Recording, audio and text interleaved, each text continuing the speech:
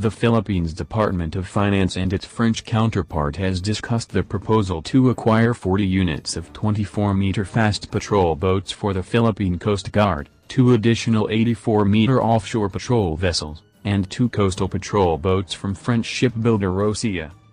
The DOF said the French envoy sees the country as a viable investment destination for foreign investors due to its prudent fiscal management. Economic managers have been reiterating that the Philippines' strong macroeconomic fundamentals have allowed the government to respond swiftly to the COVID-19 pandemic.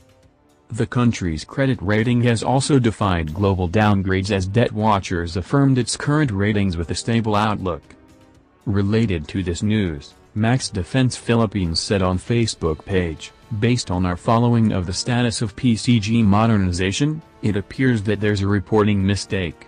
Instead of 24 meters fast patrol boats, we believe the PCG is after 40 units of 30 to 35 meters multi-purpose fast response boats, MPFRB, which according to NADA is already approved for French Official Development Assistance, ODA, funding as of May 2021. OCEA's product line shows the FBB 110 Mk.2 fits the bill.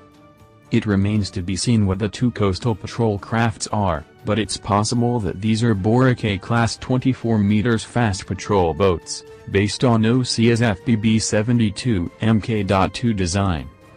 Max Defense will be writing about these updates soon as we gather information on these and several other PCG modernization projects on the way.